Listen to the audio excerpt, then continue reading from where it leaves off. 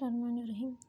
फिर इसके बाद हम क्या पढ़ेंगे, इम्पैक्ट स्ट्रेंथ। इम्पैक्ट स्ट्रेंथ भी हर मटेरियल के लिए बहुत ज़रूरी होता है।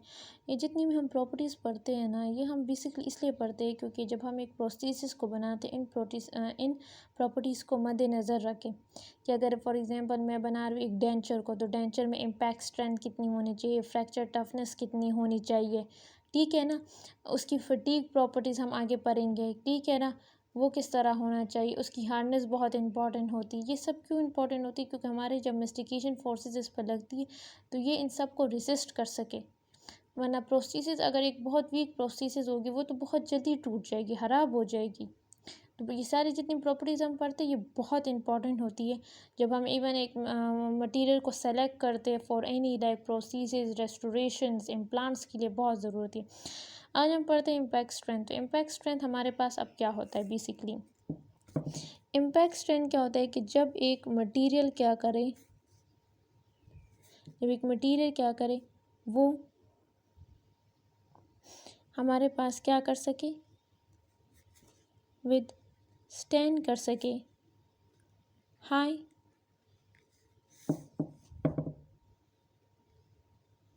इम्पैक्ट फोर्सेस को। अब ये इम्पैक्ट फोर्सेस हमारे पास एज अ बाइटिंग हम कह सकते हैं, बाइटिंग फोर्सेस को हम कह सकते हैं, ठीक है, विदाउट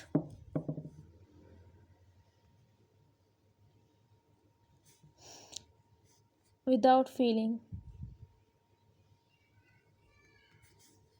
ठीक है। तो जब एक मटेरियल क्या करेगा, जब वो विथस्टैंड कर पाएगा हाई इम्पैक्ट फोर्सेस को विदाउट फीलिंग, तभी वो कामयाब होगा। हमने इससे पढ़ा था कि जब हमारे पास जो फ्रैक्चर टफनेस है वो सिरेमिक्स की बहुत कम है, तो सिरेमिक्स की जो इम्पैक्ट स्ट्रेंथ भी है वो भी बहुत कम है। मतलब वो हार्ड है लेकिन वो ब्रिटल है, मतलब उस पर जब इम्पैक्ट फोर्सेस या बाइटिंग फोर्सेस लगेगी ना, वो ख़राब हो जाएगा, टूट जाएगा। इसलिए कभी हम ये पोस्टीरियर के लिए वो नहीं करते सिरेमिक्स को, हम हमेशा इसको इंटीरियर के लिए ही वो करते हैं कि इंटीरियर में एस्थेटिक्स के लिए अच्छा होता है, क्योंकि हमारे इंटीरियर में हम इतनी फोर्सेस नहीं लगाते, ठीक है। फिर इम्पैक्ट स्ट्रेंथ में हमारे पास एक टेस्ट होता है,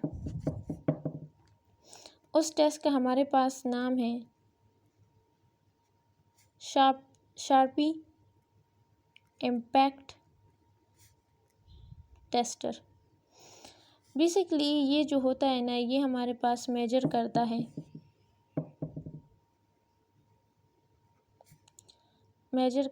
हमारे पास इम्पैक्ट स्ट्रेंथ को। इम्पैक्ट स्ट्रेंथ की वैल्यूज़ को हमारे पास मेजर करता है, ठीक है। हाँ, हमारे पास जब एक स्मॉल क्रैक होता है ना एक सरफेस ऑफ मटेरियल पर ना, तो मतलब ये क्यों होता है, क्योंकि हमारे पास उस पर क्या होता है, इम्पैक्ट फोर्सेस लगती है या उसको इफ़ेक्ट किया होता है इम्पैक्ट स्ट्रेंथ ने। तो वो मटेरियल हमारे पास क्या होता है, क्रैक सेंसिटिव होता है या नॉट सेंसिटिव होता है, मतलब उस पर थोड़ा सा भी वो जोर लगेगा ना तो वो टूट जाएगा, ठीक है। ये जो प्रॉपर्टी होती है ना, ये बहुत इंपॉर्टेंट होती है एक्रेलिक के लिए। एक्रेलिक बेस्ड डेंचर्स होते हैं ना, तो बेसिकली उनमें ये बहुत इंपॉर्टेंट प्रॉपर्टी होती है। हमारे पास जब हम एक डेंचर बनाते हैं, जैसे आपने अपने अपर डेंचर में वो देखा होगा ना कि आपके अपर डेंचर में क्या होता है कि एक फ्रीनियल नॉच होता है। आपके अपर डेंचर में, यहाँ एक सबर को यह गलत थिंग बना है, आपके पास जो आपका जो वो होता है डेंचर होता है, तो आपके पास यहाँ तो आपके दांत होते होंगे ना, ये आपका पूरा का पूरा वो हो गया, यहाँ आपके पास दांत, थोड़ा सा ड्राइंग को अवॉइड करिए, बस ऐसे ही बन जाता है, ठीक है। हमारे पास फ्रीनियल नॉच होता है। ये जो फ्रीनियल नॉच होते हैं ना, ये बहुत इसमें ये स्ट्रेस कंसंट्रेशन साइड होती है। तो जब इस पर थोड़ा सा भी हमारे पास ज़्यादा बाइटिंग फोर्सेस लग जाती है ना, तो हमारे पास ये क्या होता है, ये यहाँ से क्रैक जो है प्रोपगेट करना स्टार्ट कर जाता है, ठीक है।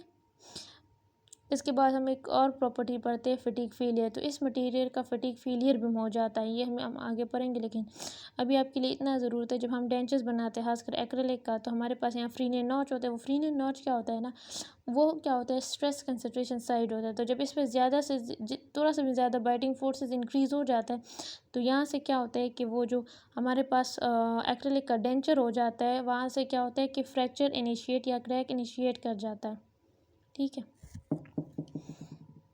इसके बाद हमारे पास फटीग फेलियर होता है। फटीग फेलियर क्या होता है? सबसे पहले जब मटेरियल क्या हो जाता है, वो ब्रेक डाउन हो जाता है जब उसको subjected to the intermediate load. Intermediate load वो लोड होता है कि हमारे पास रिपीटेड एप्लीकेशन होती है, फिर रिमूवर ऑफ लोड होता है और मटेरियल और रिलीफ और रेस्ट आता है। मतलब कंटिन्यूस लोड होता है, उसमें थोड़ा सा रिलीफ आता है, फिर कंटिन्यूस लोड होता है।